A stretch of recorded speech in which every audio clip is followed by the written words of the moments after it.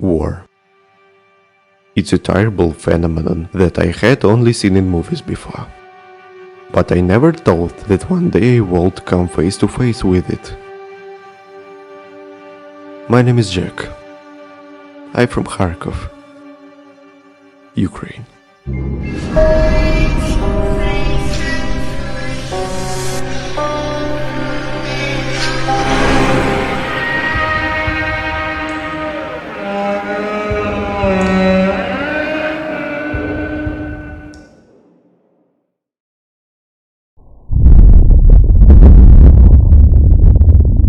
On February 24, I woke up not from the sound of an alarm clock, but from a violent explosion near my windows. I looked at my watch. It was just 6:30 in the morning.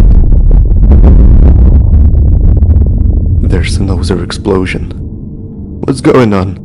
I quickly got out of my bed and carefully went to the window. No one was there.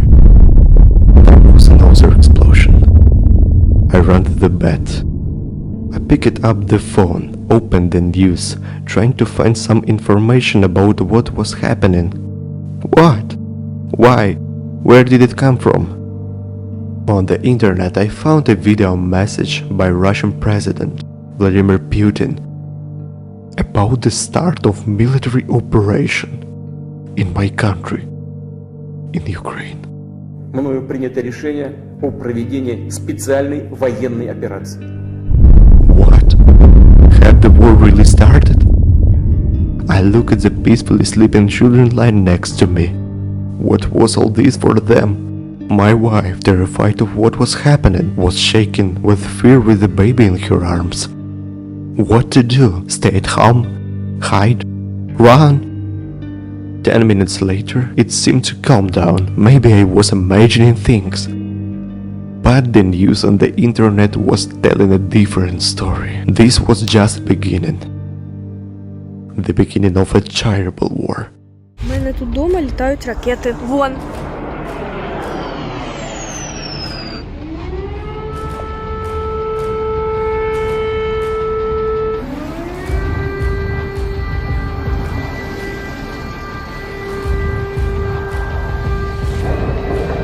Це аеродром, походу. I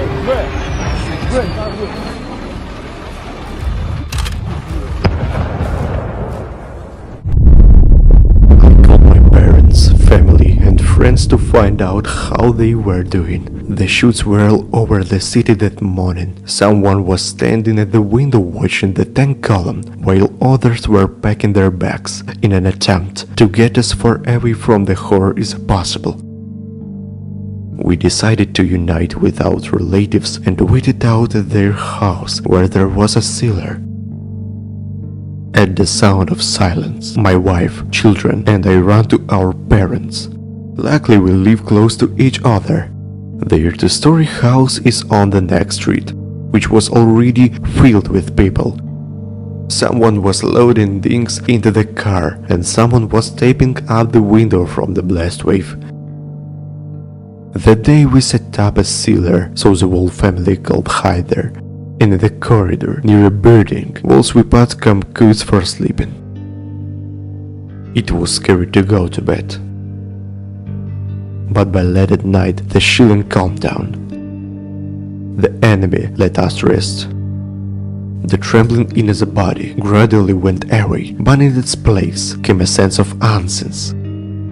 I hoped that today will soon be over and with in the bombing outside a window.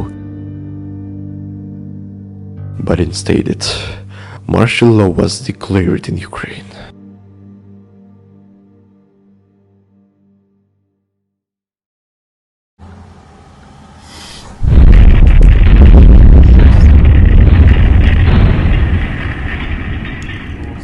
Every morning we woke up with a hope that it had been a dream, that there will be no more war, but the gunfire outside the window brought us back to our present really.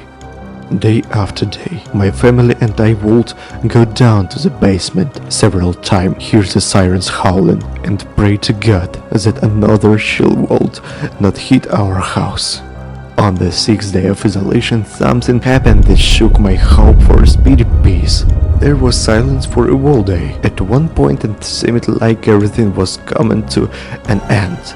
In the evening, we sat in the hall of the house next to the supporting walls, and somewhere in the distance, there was a thin squeak outside the window that grew louder and more powerful with each split-second spilling over into the wild road a military fighter jet.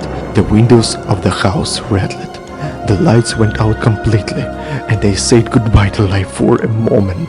In the same second, we fell to the floor, covering our heads with our hands.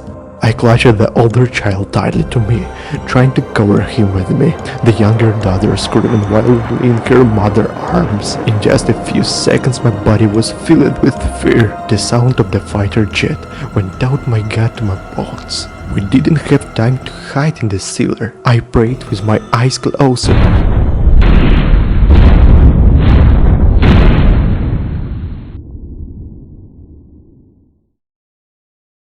A fighter jet flew past and launched a missile strike on the city, not far from our house.